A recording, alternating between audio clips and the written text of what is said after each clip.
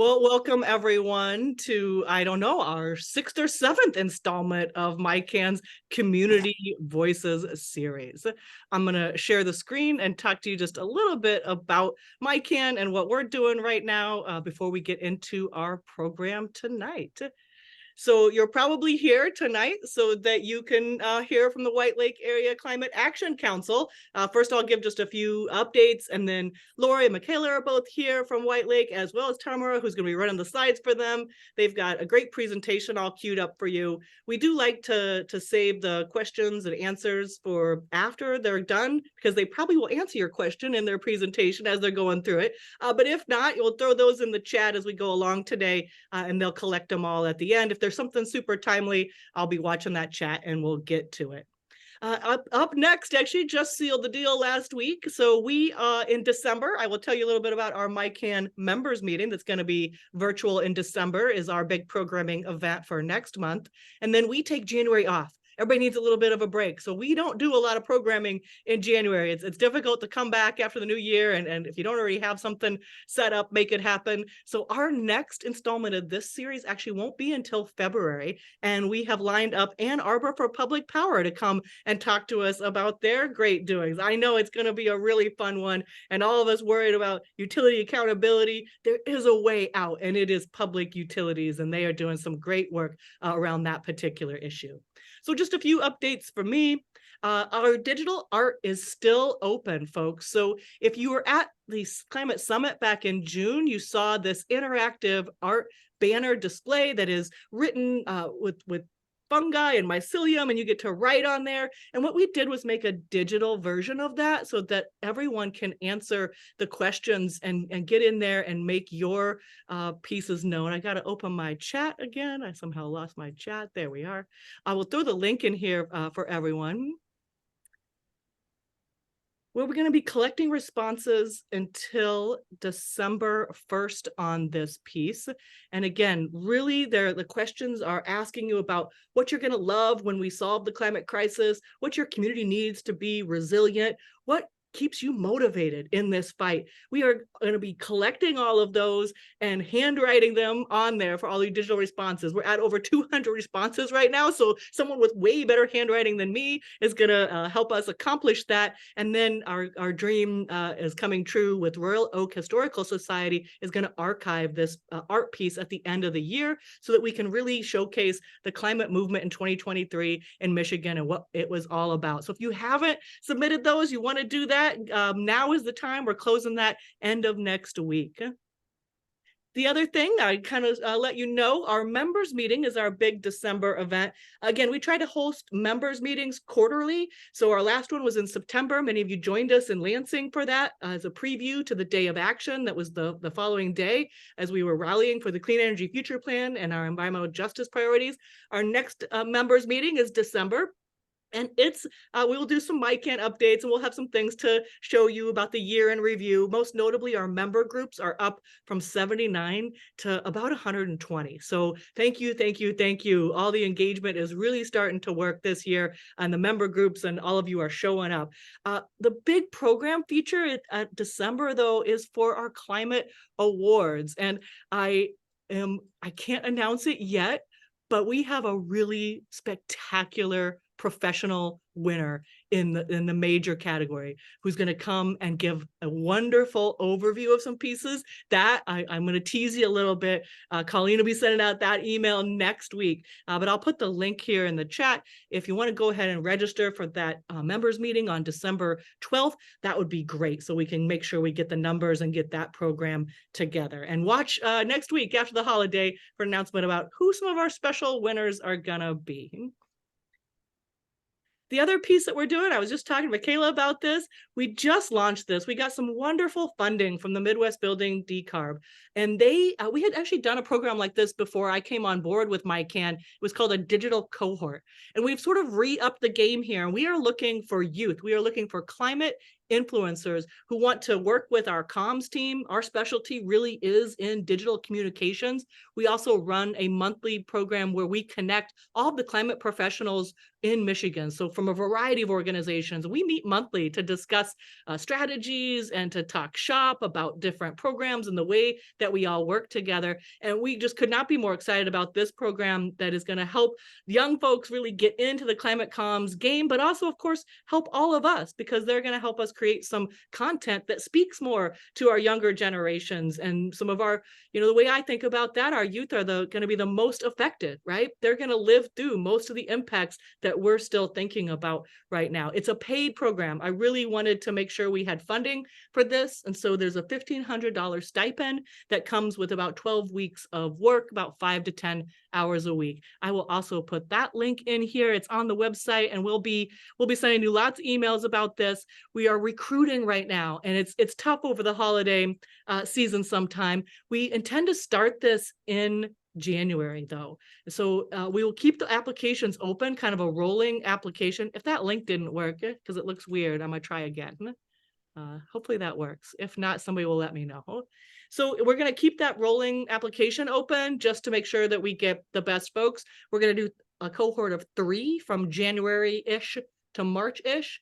Then we'll take a little pause, we'll reevaluate, make sure we're doing things well, and then we're going to offer it again in the summer, so May to August. So if you're thinking, oh, this is great, but I know who I'm thinking of can't do it right now, we're going to offer it again for another 3 individuals in the summer, late spring and summer. I'm really excited to be doing this with our youth of Michigan. And our last fine thing, I'd be remiss, she should be here tonight, but she's actually at the Midwest Building Decarb's youth group plugging our climate influencers right now. Normally, Erica Bolden, who's our new engagement coordinator, is with me on these Zooms to help out with things. You're stuck with me tonight, running the chat and facilitating, but I would be remiss if I didn't also share with her major actions, which is our page to learn more about Line 5. If you haven't checked it out in a while or seen some of the news, I'll put that, I know the QR code's up there, but sometimes it's easier for the link. The Line 5 Learn More page, we just added, there's a really good report that came out just a couple of weeks ago on the economic analysis, right? The question we get asked all the time is, well, won't that affect gas prices? No. Won't that affect propane in the UP? No. And indeed, this report is just stunning. AG Nessel came out saying this is a game changer, because it really shows that there is not the economic impact from shutting down Line 5 that many of us have been led to believe. So I encourage you to take a look at that page. And if you're so moved and maybe haven't before, the action that we are still asking folks to take is to urge President Biden to do a shutdown. It's in the federal government's hands now to make those pieces happen. I think that's all my actions. I just like to review, this is an open Zoom space, and we're going to be hearing from some folks who have done a lot of work. Of course, none of us get it all right, but we're going to approach this conversation with good intentions, speaking to the whole group, and making sure we share the lesson, not the story. And what that means is you might hear some personal anecdotes today, right, about how folks got in the movement or why they think certain work is important. And we don't like to, we like to keep it semi-anonymous, right? When you go out in the world, you maybe don't say, well, Denise said this is why she did it. Well, you can talk about me, I guess, that's okay. But for other folks, right, keep the story and the lesson, but maybe not share all the personal details for all that. So those are just our community norms and how we try to do those pieces. But today, right, I am just super excited to turn things over to White Lake Area Climate Action Council. And again, the whole goal of these Community Voices series is so that we can amplify the work of our local groups, that is MiCAN's mission, but so that we can also connect each other and learn from each other. One of the big things that really wasn't happening in the climate movement was us learning from each other so we can support each other's great work. So I see their talk is up. It looks fantastic. I am going to go on mute and let these folks take it away. Put your questions in the chat. Again, if there's something timely, I will try to get to it. So welcome, White Lake Area Climate Action Council. You guys are going to introduce yourselves, so I'm just going to let you go for it. Thank you, Denise. We're really glad to be here tonight. It's wonderful to be with so many like-minded people with a passion for advocacy. I'm Lori Coleman, And I live in Montague, and just a one note, because I heard people mention about the White Lake area. There's another White Lake over on the west side of Michigan, about an hour north of Grand Rapids, and that's who we are. We're the city of Montague in Whitehall, not to be confused with White Lake near Howell. So just wanted to mention that. Yeah. For myself, I grew up in the suburbs of Detroit and came up here when I was about 8. And it was really a life-changing experience because I swear I never saw a tree bigger than a house before we moved up here. And if you've been up on the west side, it's a beautiful area, lots of trees, lots of forests, lakes, Lake Michigan. It's just a paradise. Um, I was really lucky to have raised my family here and work for Herman Miller down in Holland.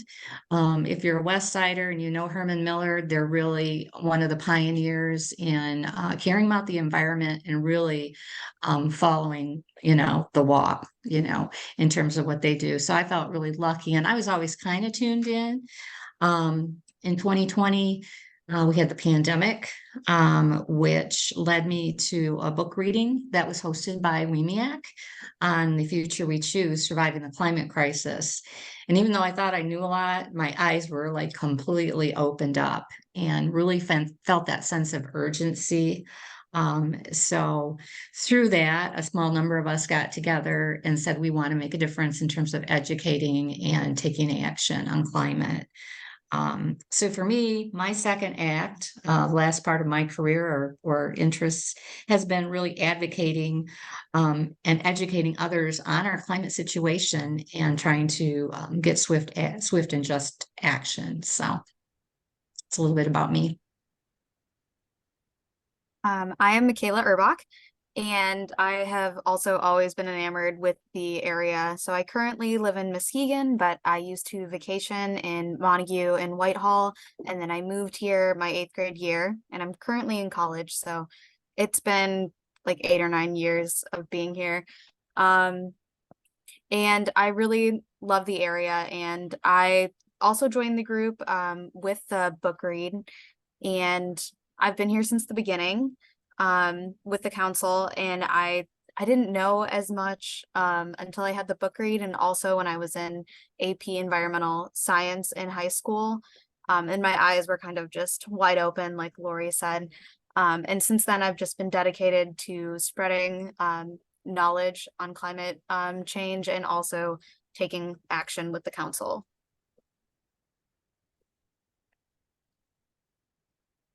So here are our goals, and our goals have been around since our inception.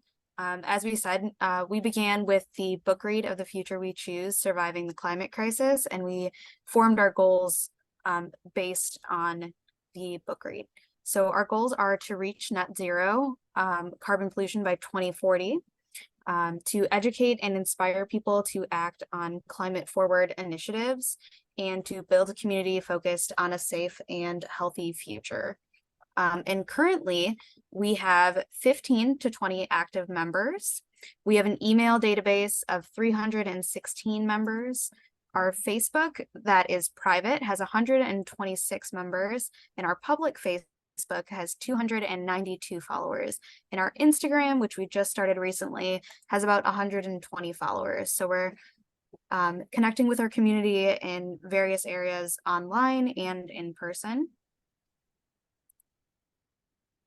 And then our first action was engaging the City Council of Montague. And through conversations with them and with our community, we were able to encourage them to pass the climate emergency resolution, and they passed that in December of 2020. So we did this by attending city council meetings, talking with the city manager, discussing climate change and its impacts on our communities with citizens and the council. And we worked with the city to make MAP, which was a climate mobilization action plan, and they still use that. And that was our first big action. As the city voted on an electric lawnmower for the city campground, which passed in 2021. And since then, we've just continued to make goals with the community in alignment with the climate declaration. So our second action was to approach the city of Whitehall to ask them to consider passing a resolution. And our cities are right next to each other, connected by a bridge that goes over the river. So it's pretty humorous in that I'm reading a historical book on the two cities. And since the 1980s, these two cities want to be separate. They want to do their own thing in their own way. I mean, from the early lumbering days. So we were able to meet with the city council and some subgroups and get them to agree to pass the climate emergency declaration in 2021. However, they did not agree to do a climate action plan for the city until just earlier this year. And they knew, Montague did it, but it took longer, and it took a lot of patience and fortitude to continue to go to those meetings and really encourage them to follow through on what they started.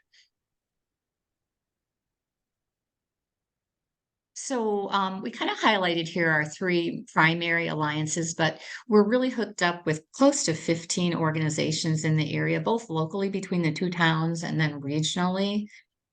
So with Sierra Club, most recently, like we worked on the the clean energy bills. So doing the phone banking and attending events to support that and letting our members know what's going on with the big picture. The same thing through MiCAN as well.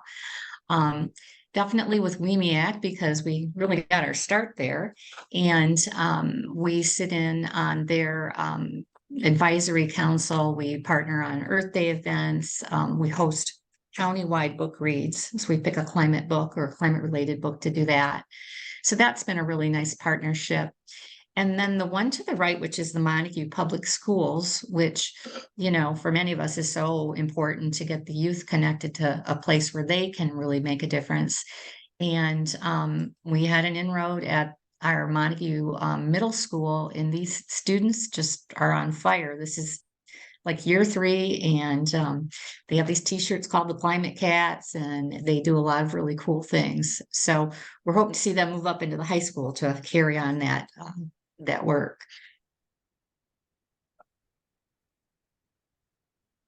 And then here are some images from 2021 to now. And as Lori said, we have the Climate Cats in year 3, and there are some images of the Climate Cats at work. We also have some images of us tabling at summer events like Cruisin', which is a very big event for our two cities where people show off their old cars. And we actually attended with electric vehicles, and we hosted an electric vehicle alley where we informed people on the benefits of electric vehicles and showed them around. So we really try to participate in a lot of community events and table there and get pictures and share them online to really spread the word and just kind of be cohesive with our community. And then we also have an image here at the very bottom in the middle where we were touring the first utility scale solar facility in our area. And we use that opportunity to gain information on utility solar, and then we share that information online via social media and news articles. So we really try to have a diverse set of activities and to share them in multiple channels to connect with our community. And then what we do, so here are some things that we do. So we have state and West Michigan partners. And as we said before, we have connections with MiCAN now, Sierra Club, and WLACAC. And we attend city council meetings where we have public comments to encourage climate action plan implementations. So while we have passed climate declarations, as Lori stated earlier, it can be a little difficult to get people to take action. So we make sure to show up at city council meetings to encourage the implementation of their plans. And then also township board meetings where we have advocated for utility solar energy via like public comments. We have encouraged people to show up, and we inform people in these comments, and we like to really stay connected with our local government.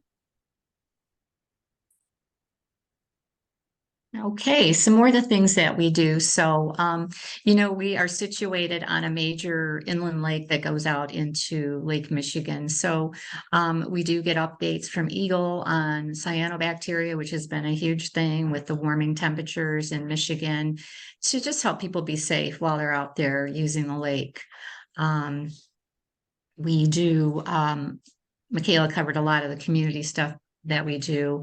So I'm not going to go through that, but we'll have groups that'll approach us, like the Conservation District. Hey, we know you're out there. Will you do a rain barrel partnership with us? Do a rain barrel event at the local brewery. So different things like that, where our awareness is now developing in the community, and we'll have people from the schools or different organizations reach us to do things together.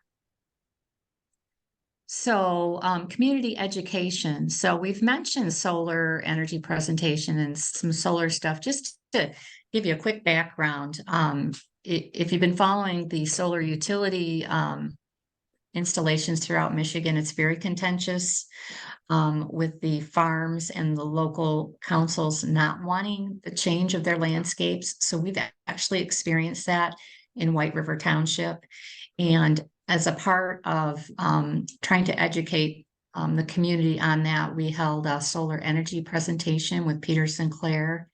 And then we also did a farmers forum just to explain the farmers' point of view, which kind of, really told the community what was happening.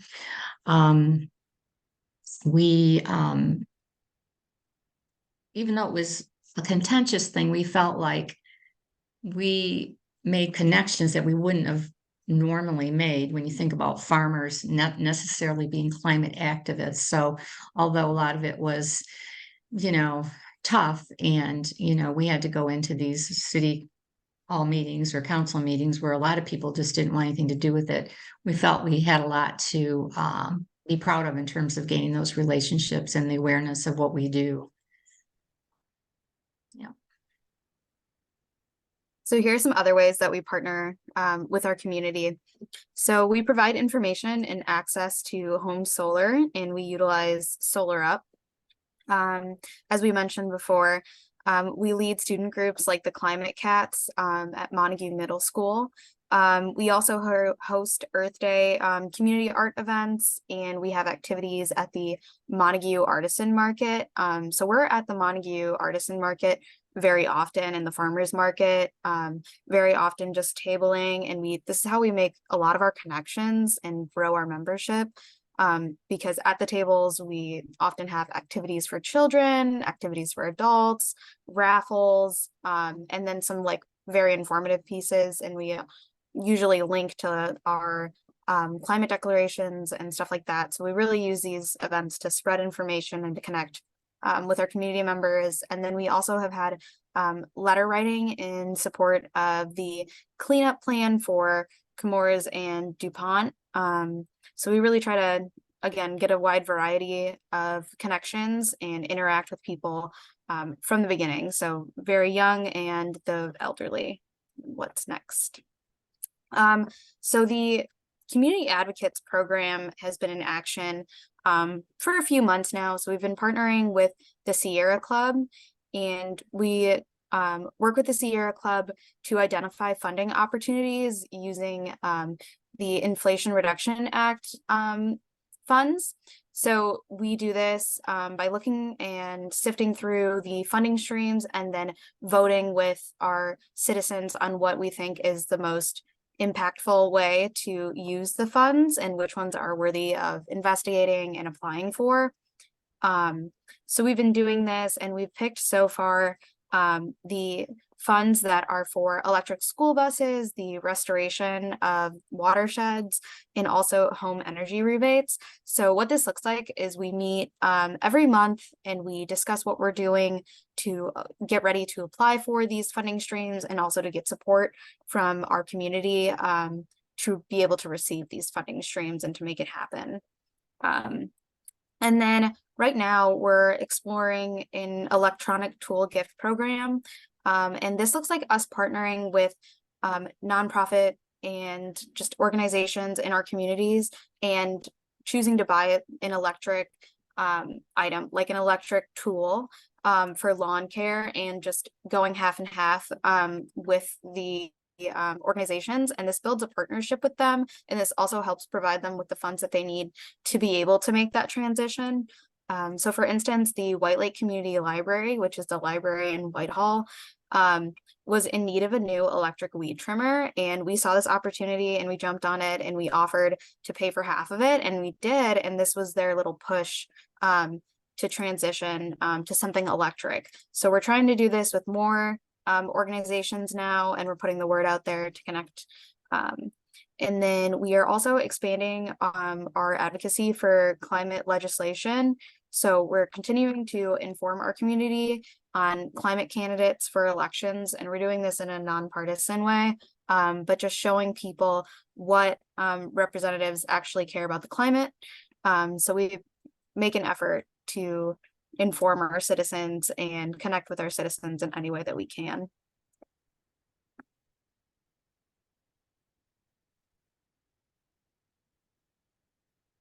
That kind of wraps it up. I think we're happy to discuss further some of the stuff we presented or field questions. Yes, and please be sure to check out our Facebook, which is White Lake Area Climate Action Council, and our Instagram, which is WLACAC.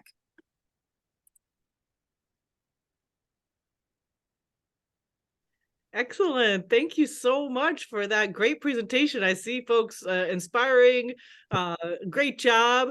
I got lots of questions. I'm sure other folks do too. Janet, do you want to go ahead and talk about yours? We'll just kind of open this up since there's a small group of us. She's interested in the farmer's presentation. Do you want to ask your own question?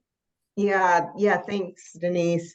I'm interested in hearing how you put together a presentation for farmers, because we're the I'm with the Grand Rapids Climate Coalition, and we started out just working strictly on Grand Rapids city issues, but we've kind of expanded to more of a county-wide approach, and a lot of agriculture is in Kent County, and a lot of the smaller communities have that resistance to change. So I would love to hear or see, frankly, the presentation you used, and just kind of hear what worked for you, what you found was helpful in helping to change the hearts and minds. Yeah, it's interesting, Janet. Our presentation was a little bit different because there's a group of farmers who signed leases with this developer, and then a small group of local citizens there in the township became very aggravated and very adversary. And it was an opportunity for them to speak. So it was like a panel discussion. But the organization that helped us out with that, or helped them out, was called Land and Liberty. Mm-hmm. And I don't know if you've heard of them, but they're actually a very conservative organization. But it's like, look, these guys, farming has changed. There's a lot of things changing in the landscape, big companies buying up, farmland, and they helped moderate that discussion, which was really good. It was great to get the farmers' voices out front.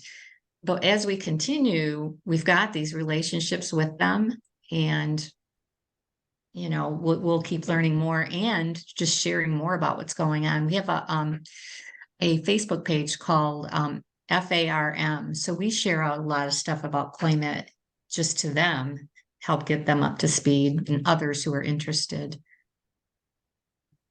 Thanks. I'm going to check out that Facebook page for sure. Thank you so much. Yeah, the Land and Liberty folks, their state organizer, was it Brendan Miller, I want to say? He spoke at Yeah, at the MiCAN summit as well on that local siting panel, and is actually really excellent to work with. Brings lots of great stories and resources, and really knows his stuff. Is incredibly persuasive, and I think, frankly, a bit of a champion. I mean, the courage that it takes for someone who's incredibly conservative to come into some climate spaces, right? We need to also be welcoming of his voice, because he's really doing some amazing work. And so anybody who maybe wants that connection, Lori or I would be happy to share that, because I know our folks, I don't see them on tonight, but I know our folks in Van Buren County would ask the very same question, and indeed I think are watching you, White Lake area, to see how they can develop as a group with maybe in a little bit of a different area. Well, I'm just going to go through the chat here. And if you could introduce yourself, either just kind of where you're at and coming from physically in Michigan at this time, unless you're a snowbird, you've already left us. And maybe if you're with an organization, let us know who you are. But Mary, do you want to ask your own question? You're on mute, Mary. We'll try again. Okay. Okay. Yeah. I was just wondering where you got the money to pitch in with the tools. I think that's a really wonderful thing to do. I was just wondering how you got that money. I'm not sure if we covered the events in the slideshow, but we have many fundraising events. We've had recycling events, we've had sales where we take items from, like, members offer up their items that they'd like for us to sell, and then we fundraise that way. So we have many different fundraising streams, and that's where we get the money from. And we have a bank account just for WLACAC, and we use that money on things that the council and the steering committee and the council agrees on. Okay. Thank you. Mary, where are you coming from? I'm I'm in Muskegon, so I'm not too far from White Lake, but I'm not in that area, but close by. And have seen their progress since they started, and it is really inspiring and wonderful. Well, hopefully you're already a member. If not, I bet there's a join us link or something Mickkayla can put in the chat for everybody that wants to follow White Lake a little bit more. Thanks for coming tonight. Yeah, welcome. Frank, do you want to introduce yourself and ask your question? They've talked a little bit about this, but. Thank you.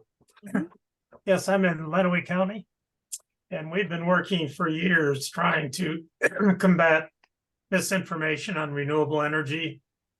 And we have narrowly lost that war in the local townships, local county, and all around us. You've probably heard of the gentleman by the name of Kevin Martis, who has been actively operating all around the county. He happens to live within a stone's throw of me. And he has been pretty successful in rallying people around him, even though he has commanded a pretty slim majority to ultimately get elected to office. And now he's taking his battle to the state with carrying the banner of a local Lenawee County commissioner. And I was just curious as to how intensive the opposition has been that you've dealt with, and what strategies you've used to combat it, and how successful you've been. Well, I'll speak to it a little bit. I invite Tamara to do so as well. It was last year, right about this time, that the company had a meeting just to introduce who they were, the developer. And the opposition group, after that meeting, developed immediately, highly organized on social media.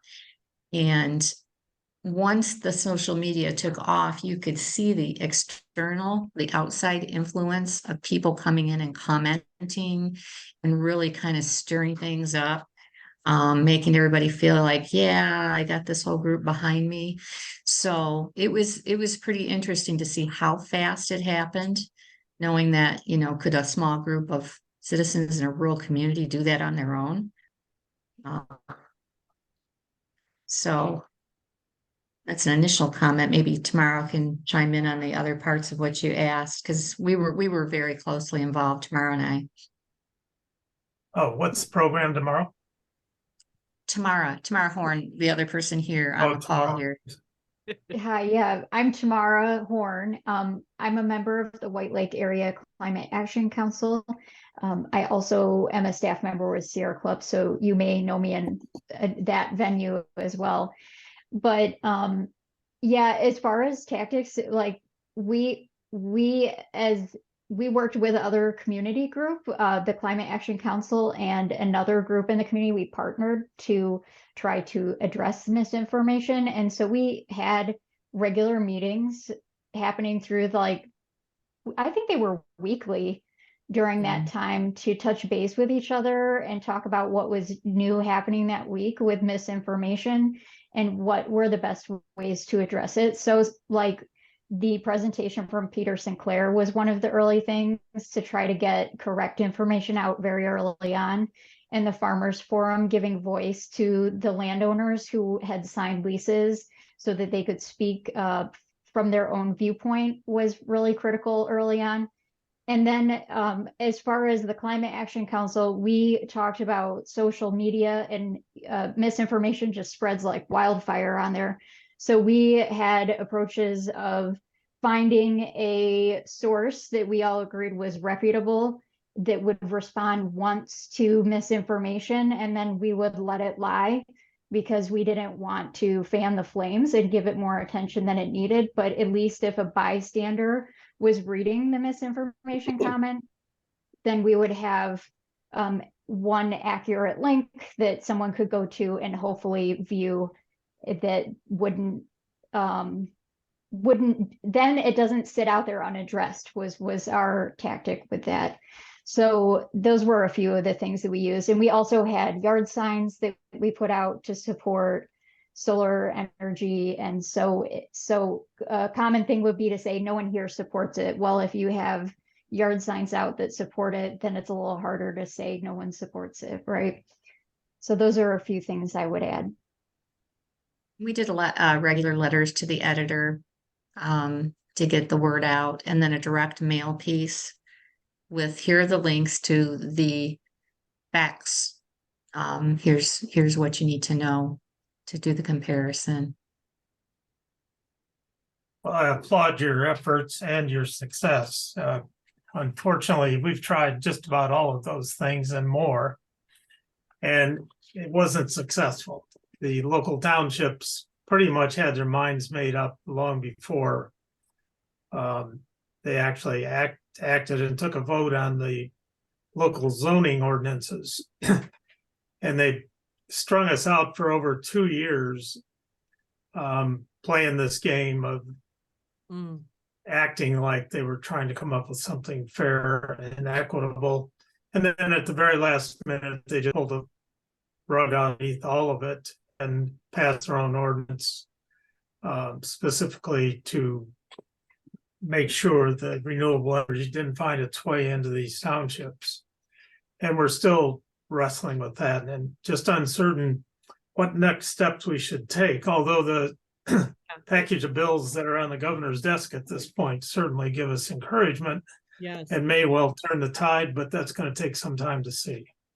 Yeah, your point is so well taken, and thanks for all of you out there on the front lines really of this issue. With, as you mentioned, Frank, with the citing bill that did pass the House and Senate, and by all accounts will absolutely be signed by the governor. We hear that is going to be happening like next week, frankly. So and those bills will have immediate effect the way that they have been written. And so I really think that it's incumbent though on all of us, and I'm thinking about our role from the Michigan Climate Action Network. How are we going to support the siting in local communities? How are we going to make that a positive and good experience, right? We obviously want a role for community input in those decisions. We really struggled with the state control bills and making sure local communities have that input.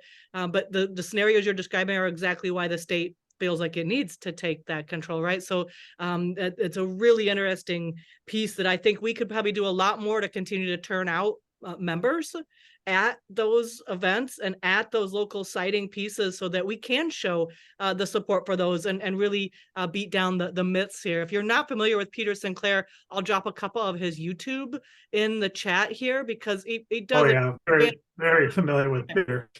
Awesome, because that's really having the right messenger, right? It's deciding on the resources. But other than that, I think we can do a lot more to support each other in those conversations, right? What if another 20 MiCAN members turned out, right?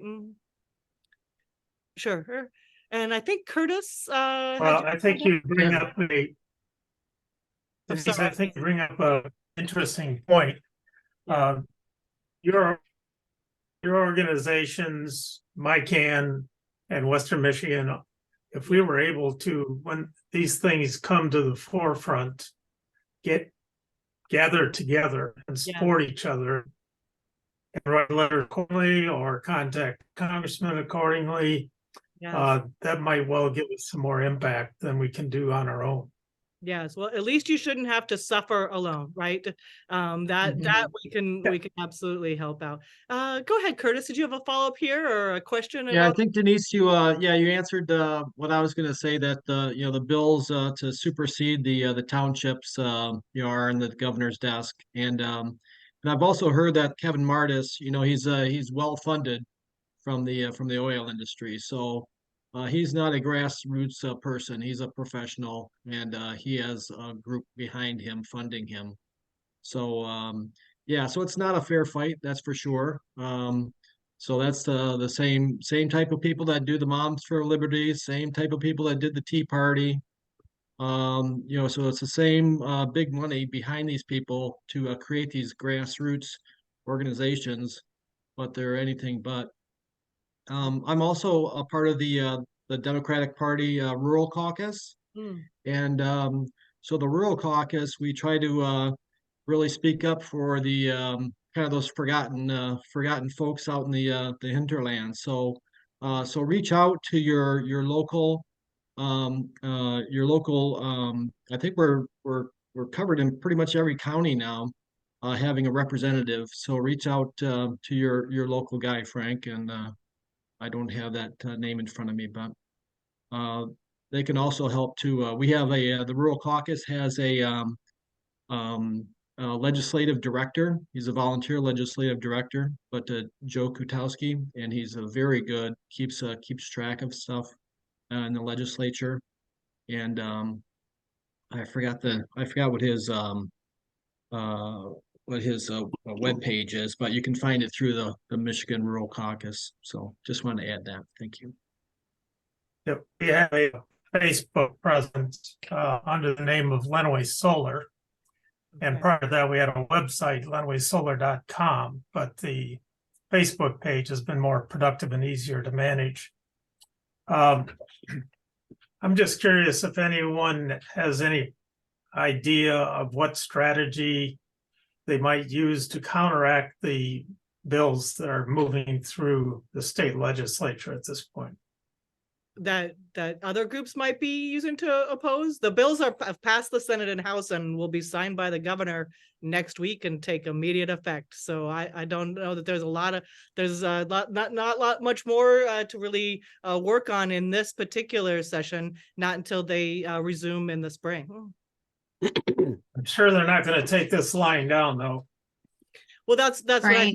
right. I think we need to be ready or a strategy in 2024 when those renewable energy projects are cited, that we are able to support the communities, right, and support those efforts in the best way possible. That and I think, of course, a lot of groups are wanting to work on community solar in the next year to expand the rooftop and the homeowner piece of that, and I think that once that momentum gets going, right, Great Lakes Renewable Energy Association was another one of the nonprofits that worked. We all worked really well together, just so you know, right? MiCAN does not mind if you volunteer with Sierra Club, you volunteer with GLREA, whoever you worked with, we did it, right? There's a huge pieces of legislation that will start to build the building blocks. And if you really follow MiCAN, we've been critical of the justice aspects of those that we feel were neglected in this round. We got a lot more work to still do. And I loved your point about White Lake folks about doing some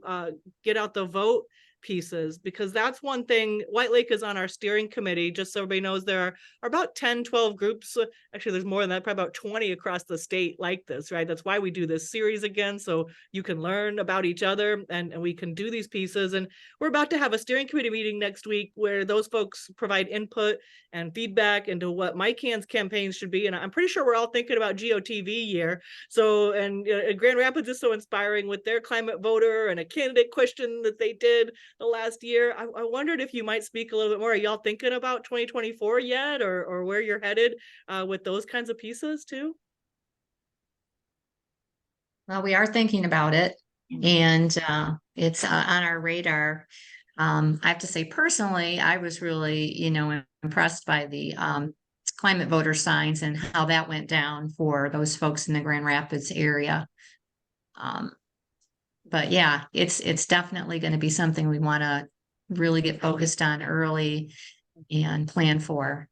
And we have good partners in the community. We're connected with the local Democratic group, Progressive Democratic Women's Caucus, some others, to hopefully, get some things lined up. Yeah, I really hope. I think that's something that, again, MiCAN should be helping to, not just, if folks need help creating those materials, right? But also I really think we have to start showing more of the durable, widespread support. And so we really hope to not only help those local campaigns with whatever you need, but also to amplify and to broadcast them, right? We're envisioning right now a page and series of pieces that we can continue to say, here's all the communities that are focused on climate voting, right, in 2024, and to just paint that picture, because so often the work that you all do, right, is so important, but it doesn't get broadcast to the state level, and folks don't realize that same legislator is also taking comments from another town, right? Or the same senator. And we really just need to be showing that. So that's something we definitely want to be working on with everybody in the next year. Right?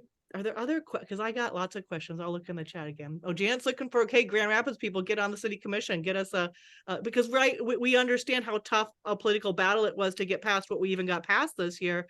That means we got to change that game even further, right? We have to work even harder to make sure climate champions are elected. I'll make sure there's no other questions in here before I launch into some more. And other folks, please raise your hand, jump in. It's a small group. We can have a good conversation here with everyone, I think. So I have one kind of small question. When you're out tabling, you mentioned you do some fun activities. What are the kind of things that you draw people into your table? We all are out there tabling. Everybody always needs that advice. What are you doing at that table to get all those folks? We really make sure that we target every single like age group and demographic. So for adults, we often have like a quiz where they can answer questions on climate change in the environment. And so some of those questions are like food waste, carbon emissions, stuff like that. And then for kids, we often have coloring books, different types of art like painting. We have like this like wood, like this wood sign thing that you can like throw pumpkins into, and people were using that for like selfies. So we have a lot of different things. We've had raffles where people can win, everyone wants a free item. So we've had like a basket of like climate friendly products, and then people will answer questions to get the basket. So we have a wide variety of things that we do to table and to really attract people. And we really make sure, again, that we target every single type of person that we're trying to get, from kids to elderly people. That is so. And the one that we do that I like is the spectrum of how concerned are you about the environment, and they put a push pin in it. That's very telling, and it's interesting to watch everybody put their pin in and then look around at each other. The results are really interesting. Yeah, because we live in a very, very conservative area, so people are not ready and willing to step forward and Yep. you know, speak. Also, oh, can I? Yeah, go ahead. Oh, so they're worried about being too concerned about the environment or about global climate change. They're worried, or is that what they're worried about? And they look around. Like, yeah, it's like, how concerned are you, or how much do you think it's happening? I can't remember the exact verbiage, but you know, on one end of the spectrum, I'm completely concerned. I can't sleep at night, to I'm sort of concerned, or well, it might be happening. And So then they can they're choose worried. along that. So they're worried about being too concerned. No, I think some people are concerned about saying, well, I believe in climate change. I mean, Oh, okay, that's what I mean. Yeah. yeah, in these conservative communities, they're like hesitant because it's not politically correct Oh, to say God. so. Oh. I think another piece that I want to add there when we're talking about all these very conservative areas, making sure that you're tabling and targeting a wide variety of people really helps bring in, like, draw in those conservatives. Because when their kids come in and they want to do like Yep. coloring pages, then they're going to have to stop and then think about what booth they're in. And then even if they, you know, automatically say that they disagree, they don't believe in it, it's still something that they're going to be taking in. So really targeting like all different types of people and all of their wants, like free items, really helps just get at those like helps bring in those conservatives. So that's really important. It absolutely is. I'm so, thank you for sharing those. I knew that would be kind of fun, and I always learn stuff, and can't wait to have you tabling at the next event so we can learn from your activities there. I did want to pick up on something you started with, and because I see some of my Kalamazoo friends here, and very similar experience to yours in getting our local jurisdictions to declare climate emergencies. And then it's a little bit tougher to actually translate those into climate action plans or sustainability plans, much less to then have those plans implemented, right? And I think that is a very similar story, even at the state level, right? Think about, it's 3 years since our My Healthy Climate Plan. Now we have legislation to actually implement it that won't start until, right? So that there's always this huge time lag with those actions. And I think the big thing that I learned in the Kalamazoo efforts was, you know, that lag between the declaring the emergency and having a plan. Really, the city and county reasons for that were, they were like, who's going to do it? There's no staff and there's no budget for them to do those things. And it really is those kinds of brass tacks that our elected officials and our bureaucracy even has to look at. And so once we really started working on, well, okay, let's find you funding and let's get you staff. How do we do that? Right now, those things we see them really moving again. And it's thanks to many of my Kalamazoo friends here on the call. And so that's just something I think every group needs to really think about when what we're asking of our local communities to do, and how are we supporting and helping them achieve that goal, right? So I don't know if that's something you're running into. That was really our experience. And I saw that experience over in Oakland County as well, which now has a county level position. Kalamazoo has a county level position. Often, if you work at the county, you can kind of get away with some of the, and Portage, Kalamazoo is very similar to Montague, White Lake. Like, it's just like, it's the same town, but it's not, right? Can't have that. So I'm just curious if you've explored those things or where you think that hurdle might be.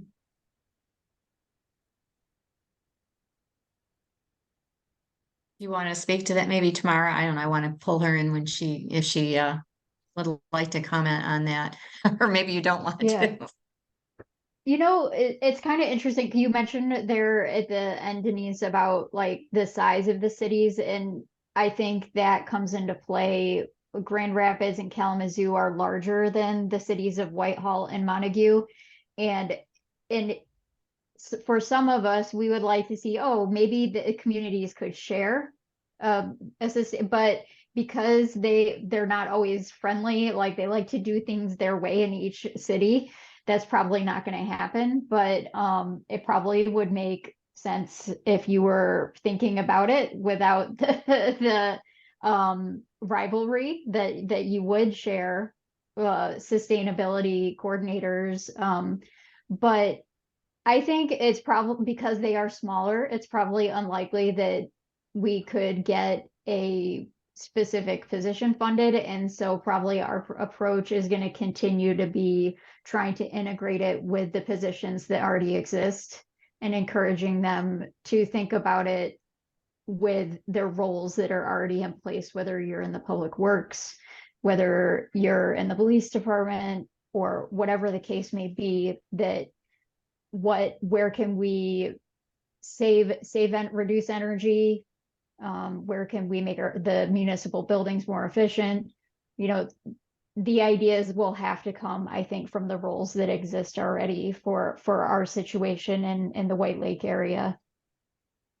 Yeah, I totally appreciate that. I think our last plan in the Kalamazoo County was, well, Denise is just going to go out and get in every township to declare one of these, and then what are we going to do, right? And that's, I think, really put the push for the county-wide position, because also every township doesn't have the resources to do their whole own plan, and maybe why should they, right? That was a real conversation that we had to come to, and some folks here helped write a grant to the Environmental Protection Agency to fund that position for 3 years, right? And then all of a sudden, there was a lot of interest. So I think those are models that we'd love to continue to explore statewide. And Frank, I feel your pain over there. We're gonna have to all go visit Frank and Leewenau County here and township and help you out. So why don't you and I connect, and we're gonna find your next public meeting and just come give you some support, if anything, over there.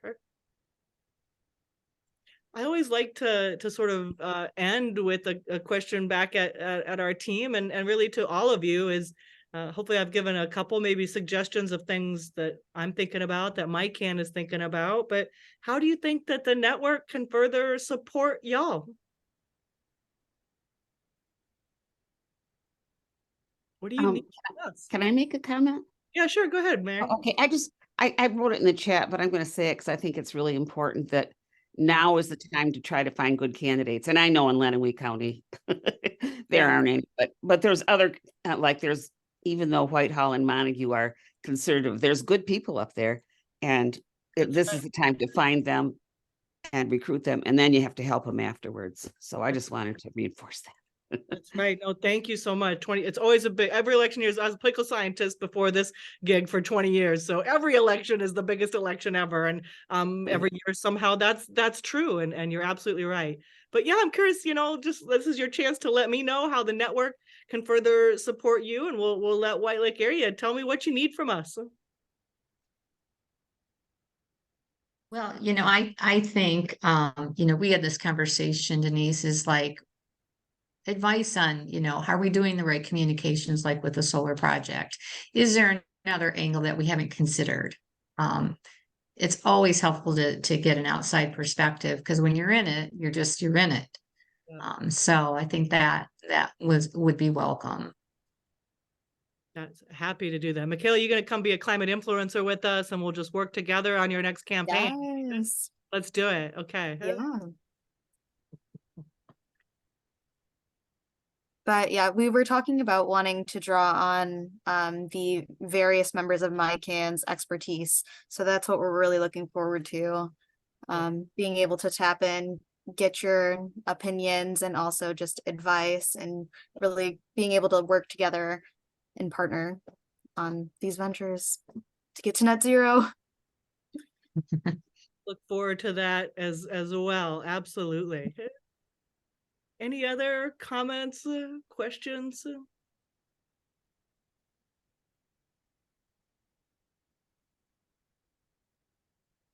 Well, let's give a big round of applause to all the work that White Lake Area Climate Action Council. My goodness, you are out there doing it.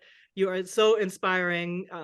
So many groups are facing the same challenges, and I can't wait to take what I've learned to those groups and to continue this series and keep it all moving along. So I hope everyone enjoys a long holiday weekend here, and especially Friday, Native American Heritage Day. We have a new holiday to really celebrate here, folks. So I hope everyone gets a little break, and I know that I will see you in another week, some of my White Lake folks, for our steering committee meeting, so we can continue to drill down how we actually run these effective campaigns. And I hope to see everyone at our winter members meeting on December 12th. Special guest to be revealed next week. Thank you all so much for joining us tonight. Thank you, Denise. Thank you. Thank you. Thank you.